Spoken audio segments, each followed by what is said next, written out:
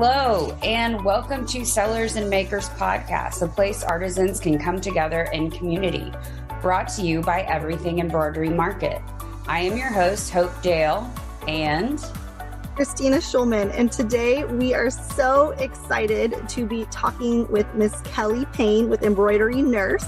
She has a couple different businesses, one where she actually does the embroidery for customers, and she also has an awesome YouTube channel. So if you don't mind, Kelly, tell us a little bit about yourself and then your businesses. All right, perfect. Well, my name's Kelly, as you already mentioned, and I kind of have gained the name Embroidery Nurse over time because I'm a nurse by trade. And I literally used to do projects for friends and coworkers in the hospital when I was working, and I would be toting all my pink bags to work of monogrammed items that I had made. And I literally was coined the embroidery nurse in the hospital. And so that name stuck. As time has gone over the past couple of years, I've kind of transitioned more to embroidery and less to nursing, but it's still a part of who I am. And I still kind of keep my foot in the door a bit with the nursing world. But so embroidery just kind of happened by chance for me. I am a crafter. I would say that's just my passion, is anything crafty. And I'm always looking for new outlets to figure out how I can craft. You can only make so many curtains and pillows, and, just needed to channel the craftiness somewhere. And I happened upon a embroidery machine on a buy sell trade page, which is like Facebook Marketplace type thing, and brought it home. It was a good price. I didn't know what I was doing. I stared at it for a good 6 months before I ever put a monogram on anything. And, once I figured it out and learned and fought my way through it, I just fell in love with it and started selling things right off the bat after posting, a couple of things that I had done. And when people were really interested, I realized there was, a need for it in the area where I was at. People were really looking for that as a service, and it just kind of grew organically from there. The whole thing behind the YouTube channel was I don't even know why I did it, but several years ago, I took a video of me fixing a problem that I had done with a shirt, and I was in my pajamas. I didn't even show my face. Like, it's the worst video ever known to me. And I don't really know why I uploaded it to YouTube. I didn't have a plan. I didn't have a purpose. I just figured I had solved a problem with embroidery that day for myself, and I just wanted to share it with someone else in hopes that it might help. And from there, it just kind of grew, and I realized people were subscribing to this one video, and I couldn't understand why. And I'm still embarrassed I'm in my Carolina Hurricanes pajamas. But anyway, in January of 2020, I decided to kind of run with it a bit more and start making more videos for folks to learn and kind of make a video for who I was 5 years ago when I couldn't figure it out and didn't know right from left when it came to my embroidery machine. So that's kind of how that started. Yeah, you did a couple between that point too, I feel like, didn't you? I feel like I saw some of your pages or your videos. Did you post some to some of the embroidery Facebook pages? Well, the one I started was probably 5 years ago, and it was really random. And then I was maybe it was that video that I saw. It could be. It wasn't until 2 years ago that I really full force was like, I'm going to do this. I'm going to do a video a week, which a lot of times that never happens because I'm not the best at planning things far out in advance, but I kind of do them on a whim. If I'm doing something new, I'm like, I'm going to take a video of this. I don't really have a plan. And that's fine. That's not, that part's just for fun. But yeah. I love that. And life happens, and it's okay to let it happen. But right. It's been fun. I think I followed you back when I saw that video. Maybe it had to have been at least a year ago. I feel like it was a couple of years ago when I saw your first video, and I've enjoyed watching your channel kind of evolve and change and your following grow. So that's been super fun. Now, how much would you say you do YouTube, and what percentage is embroidery? So honestly, 90% is embroidery. YouTube, like I said, is just kind of for fun. And if I am doing a project that, I think somebody else would have value in learning, like if I'm that particular day using glitter vinyl and like, let me do a video of this real quick. And I have fun doing that. I'm pretty sure I talk to myself in my own craft room anyway. So it kind of was natural for me to set up a camera and just talk. I feel like I'm talking to people when I do it. So I think it helps motivates me when I'm crafting to feel like I've got 100 people in the room with me. And probably helps the time go by faster, right? I think sometimes when you're if you were like me, when I was doing my embroidery business, I worked mostly at night. And, I do. So having that conversation, that dialogue makes it a little bit more fun too. So it does. It does. And I mean, honestly, YouTube is it's a place for how to, like how to do this, how to do that. And so, I try to make most of my videos of how to embroider this or how to, do that. When I started doing it, there really was like 2 other people that I could even find that had embroidery videos. Now there's a lot of people doing them. So you can find more, out there now, which is helpful to, people that are beginning. But I felt like when I started, there really wasn't a lot of options to watch and to learn from. But that's how I learned. Yes. Well, and so for those of you who don't know Kelly, I actually met her through Love That Cotton. She was one of our customers, and you've been for quite a little while now. So that's been really fun to watch your embroidery business grow. And then she was one of our awesome instructors at Everything Embroidery Market in Biloxi.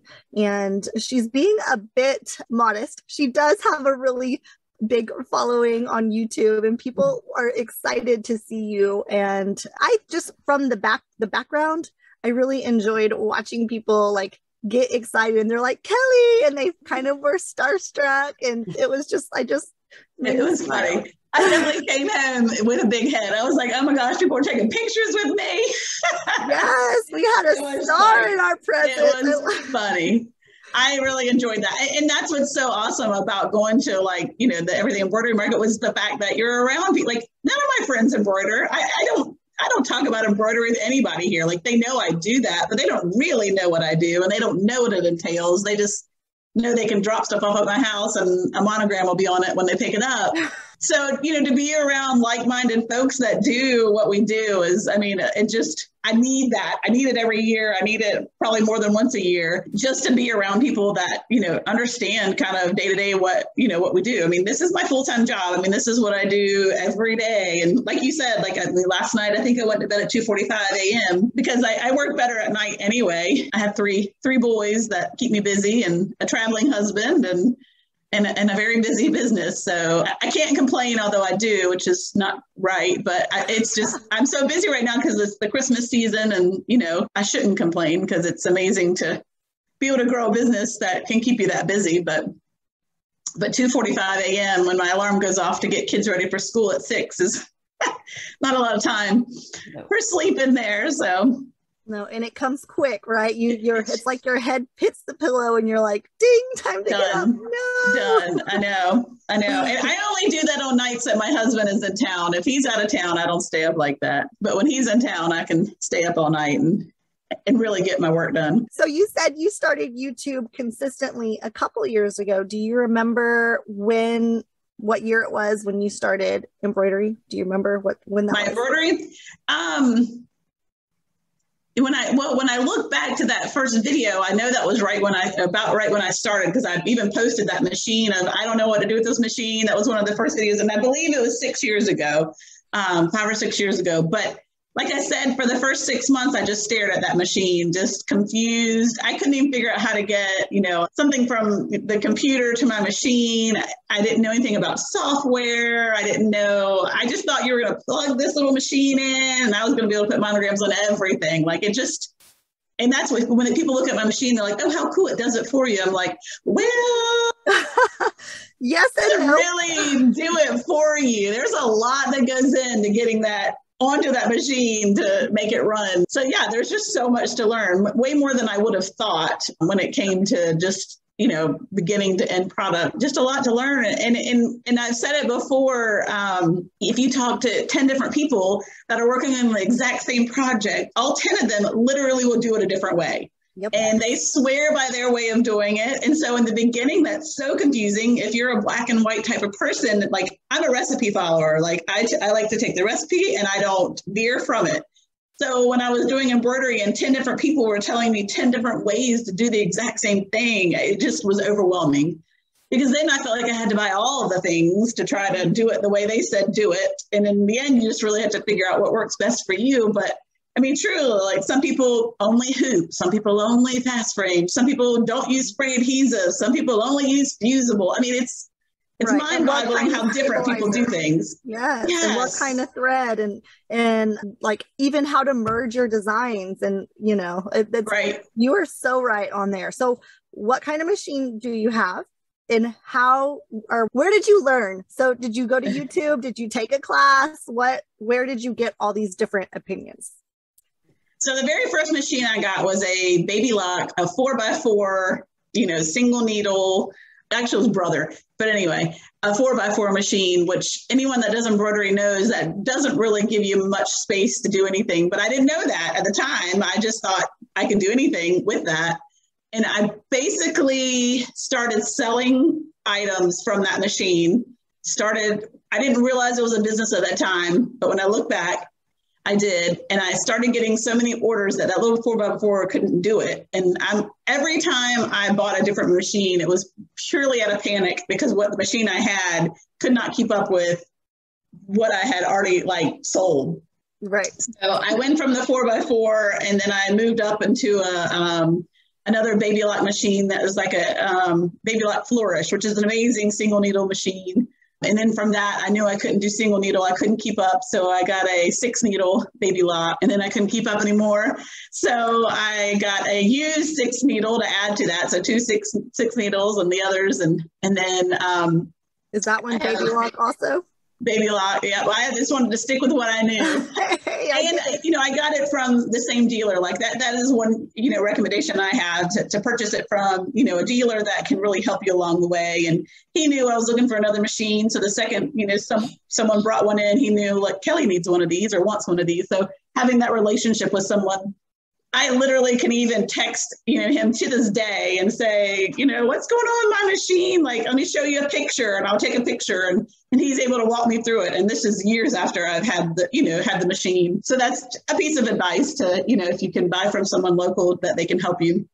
And also adding, you were right. I don't think we've talked about that yet. You can buy used from most dealers. Most dealers will take in trades. And so you can buy used. And if you're patient, you can get a really good deal with that.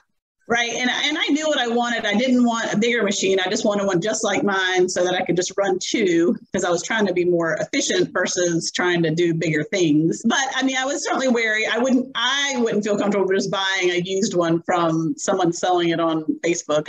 I don't feel comfortable with that. But since this was through my dealer, I felt good with that. I knew he was going to look over it all and before he would even offer it to me. So then I also have a 15 needle Ricoma embroidery machine, and that's a commercial machine.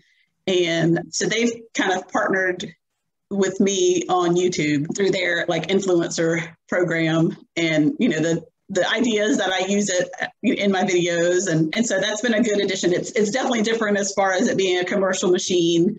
It is insane. A little more to learn with it. But again, I mean, they even have amazing YouTube videos.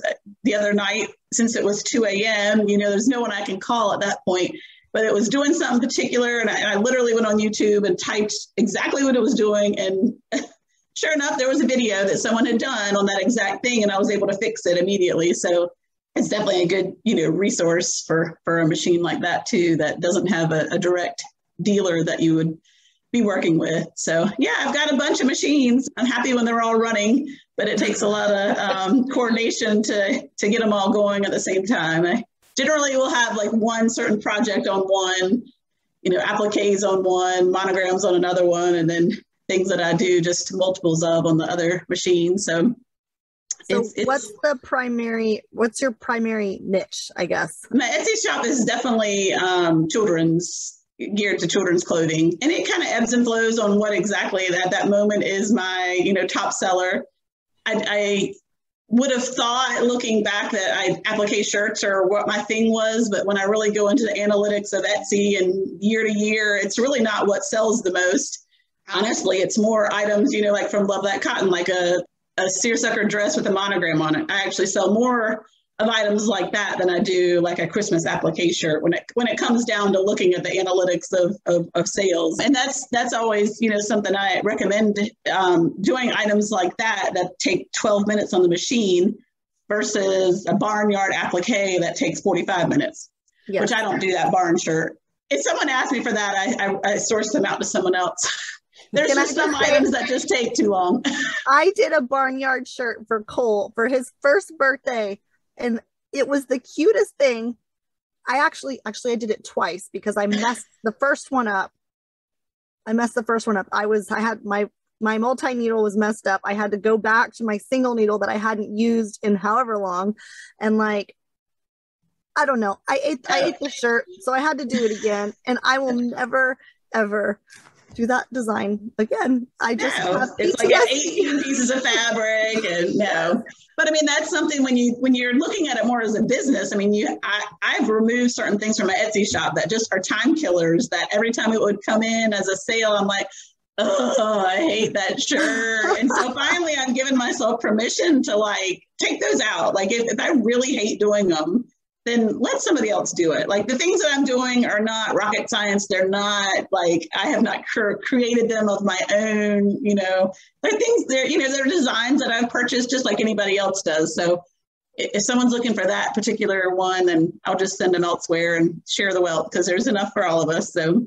Well, and I think you made a good point. You found what sells the most through the analytics. I think a lot of times people get wrapped up in the day-to-day, in the creating or the posting or whatever it is, and they forget to look at the analytics. Right. And if you don't look at those analytics, you can't grow, right? Like you have to see what's selling and go there. Sometimes it's a little bit different than what you have in your head. And that's a good tip too. Well, and it might not be things you even like to make. Like I've made crazy money, of course, off masks like everybody did on Etsy. But then I also did get a little creative and I took a laundry bag, like a little laundry bag that I don't even know, I guess you would normally put, I don't know, like bras in it. I don't know.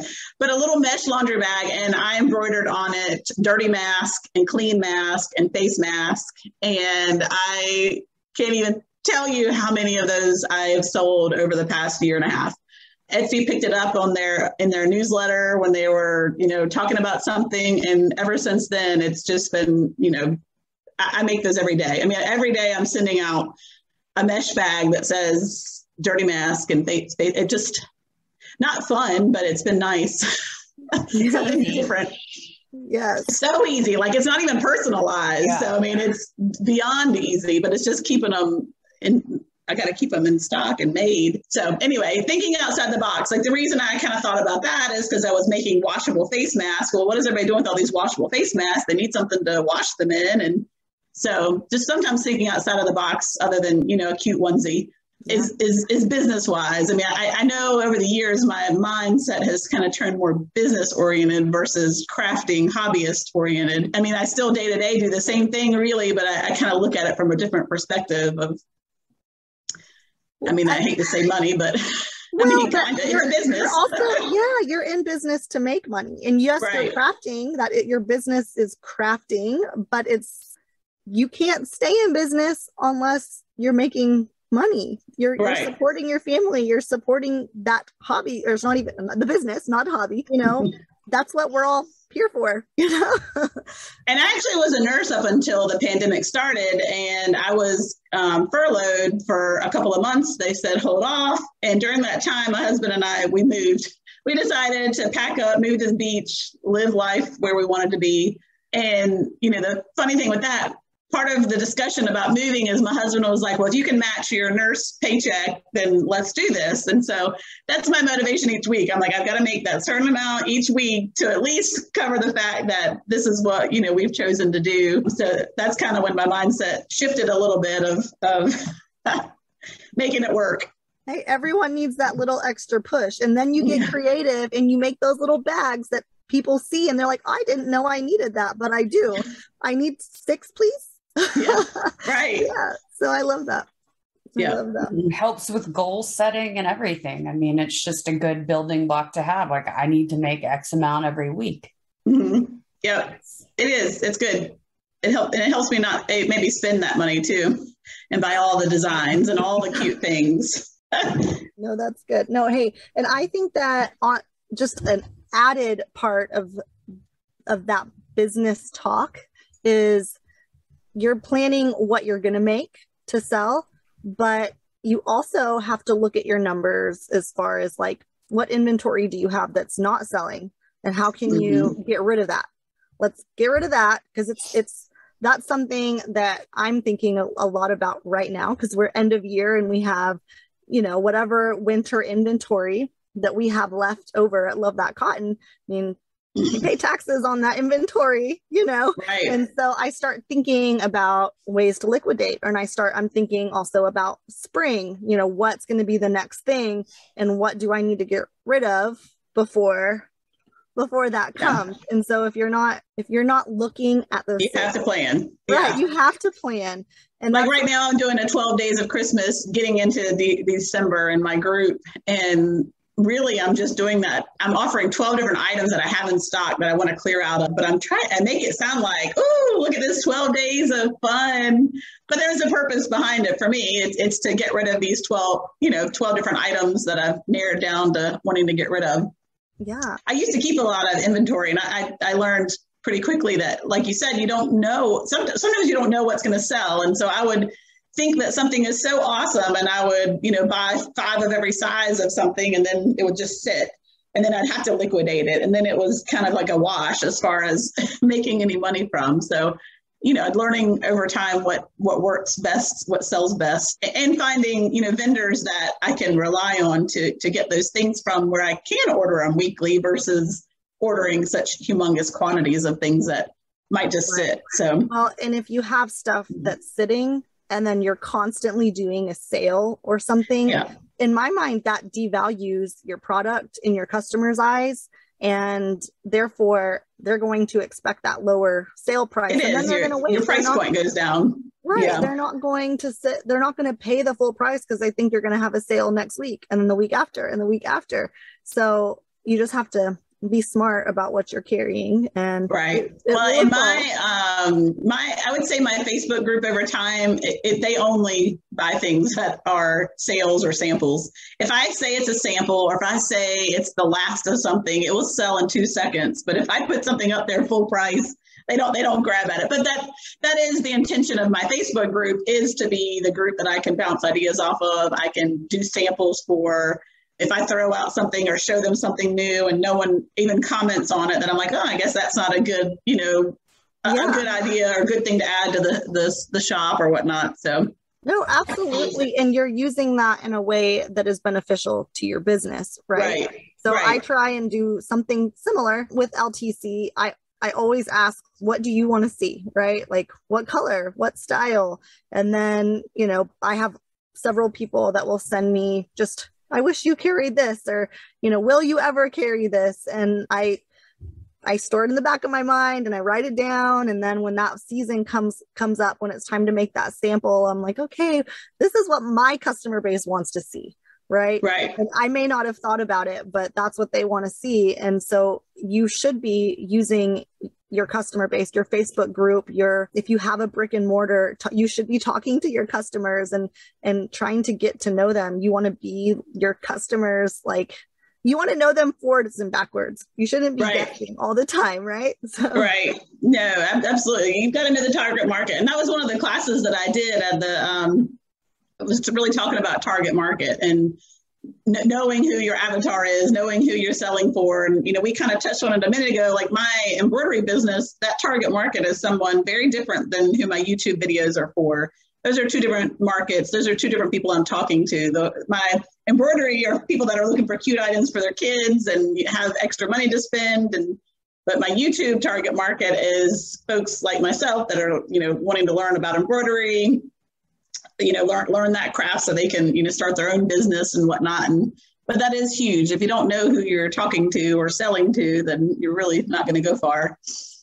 Yeah, no, and I think sometimes people will go one of two ways. Either they narrow it down because they're afraid to like, they have one thing in mind and they're not willing to change it, right? Like, I'm only going to sell kids clothes, but their market is telling them that they need to sell adult and they're not willing to change it. So you have to be open to evolving as your market evolves with you.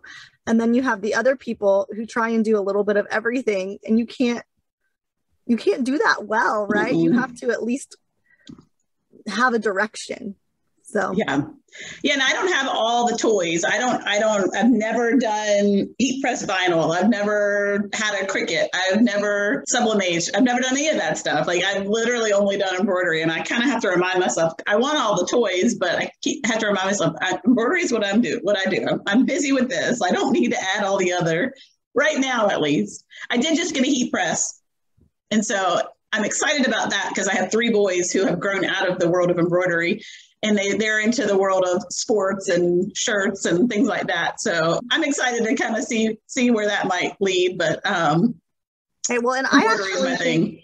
So when I say you're doing too much, I think that's more the beginning while you're figuring things out. But once you perfect that, I mean, I'm that person who's like, hey, what's next? Hey, let's do this. Let's add a trade show, like that has nothing to do with Love That Cotton. But I do think that once you have your systems in place and you have good people supporting you or whatnot, at least in my case, once I had the staff at the warehouse that I could trust, I felt like, okay, now we can take something else on too, because I know that LTC will be taken care of. And I'm still obviously at both, but it's okay once you have that ability to switch a little bit, right? Oh yeah. Well, and be looking for the opportunities too. And I know that's something that you do for sure. I think we were both, I wasn't looking to do what you do when it came to Elio, but when Elio was closing, I actually bought their entire warehouse of what was left in it. When they closed. Awesome. Drove right up there and bought everything that she had left. And that was right when you were like, I have a big announcement. And Ashley was like, I sold this to someone. I'm like, oh, I bet these things have something to do with each other. This is exciting. So, but, looking for that opportunity, I knew just getting her remaining inventory would, be a boost to my sales. And I knew I really liked, what she made. And so just kind of looking at things I've always been a big picture type person. And I think that's why I kind of got into YouTube. I kind of see things I always have kind of on a higher level than just the one little shirt that I have on my machine. I definitely have an entrepreneurial mind and try things. They might fail, but I know I've tried and move on to the next idea as it comes. So I have to tone it down sometimes. Hey, my husband says the same thing to me, but I can't help. I feel like a lot of people that are in this industry are almost serial entrepreneurs, right? Like they're just like,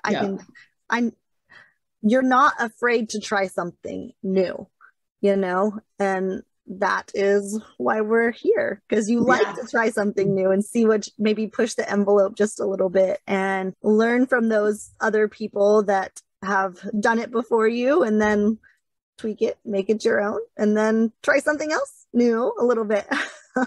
Okay, so change subject just a little bit.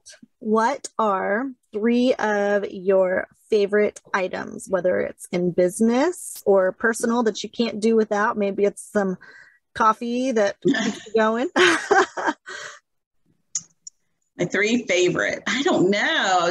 I was thinking more business wise, but if you're just talking about life, then it can be business, it can be life, it can be whatever you want it to be. Well, I certainly like working for myself. I certainly enjoy having the ability to, if I want to work at 2 a.m., I can work at 2 a.m. I can still go to all my kids' games and things like that and run a business the way I want to. I like Diet Coke and I like to play tennis. Those are my favorites right now. Do you get to play lots of tennis? I do. I can ride my bike down to the courts on my street. So it's getting a little cold for it, but I do like to do that. Awesome. Everyone needs a little sunshine time and a little exercise. Yes. It's fresh good. air. Yes. It is. And we play doubles. And so that's getting out there with 3 other girls. And so it's just fun time away from my crazy world with my boys. So I love it. I enjoy it. So do you mind sharing 3 tips that you would want your customers to hear? Customers, whether maybe it's YouTube listeners or podcast listeners here.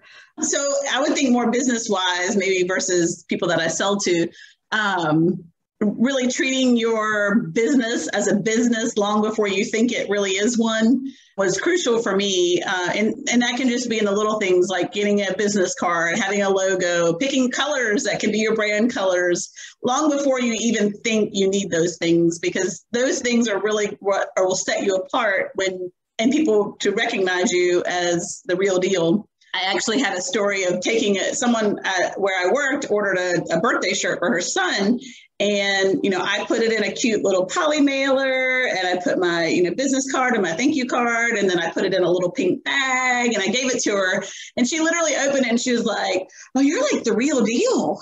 And it was just funny that, small touches of the, putting things and making them, presenting them nicely like you would, I could have taken it in a Harris Teeter grocery bag if I wanted to on my way to work. But instead, going that extra step and treating yourself, like a real business. We already kind of touched about it. The other tip I would say is just figuring out what works best for you, because there are 10 different ways to do everything in the world of embroidery. Some machines, seem to work better with one thread or one hoop or one, way of maneuvering things. And just know that, like any business, things are ever changing. There's always a new technique to learn or a new product to embroider or a new, fancy, machine out there, and that you just kind of have to keep up with the times and social media too. That's really important if you want your business to grow. Even if you hate it, it's a necessity. And it's just, if you time block it, add a little bit of time to do that each day, it really will, make a difference in the end, just getting your name out there. Like you said, going that extra step on your packaging and those thank you notes goes a long way. But a lot of people these days, most people these days, if they've never heard of you, they go straight to Google and Facebook, and they're like, "Ooh, they don't have a Facebook page. Why not? Where are they?" And so I do think that is a huge tip. So, yeah. Okay. Well, I am so thankful that you took some time out of your evening to chat with us. If you don't mind, share with our listeners how they can get in touch with you. What's your YouTube channel and your Etsy shop, your business? Everything that I have social media wise is Embroidery Nurse. So you can find me on YouTube for Embroidery Nurse. Etsy is Embroidery Nurse. Facebook, Instagram, everything has got that handle of Embroidery Nurse. Yes, if you're looking to learn some good tips and tricks from Miss Kelly, go subscribe to her channel, and she does very frequently come out with new fun videos. Hopefully you'll be joining us at least one of the upcoming Everything Embroidery markets. We do have one coming here. The next one will be in Chattanooga at the last weekend of April, and it's super fun. So if you get a chance, hop over to everythingembroiderymarket.com, and we will be opening registration here in the next few weeks. So we hope to see you there. If you're looking for a community to join where like-minded people are growing their business, connecting with vendors, and having a little fun while they do it, you can also join us at EM Connect. The sign up for that is also at everythingembroiderymarket.com. So we hope to see you there. Join us, subscribe to our podcast channel here, and there's more to come.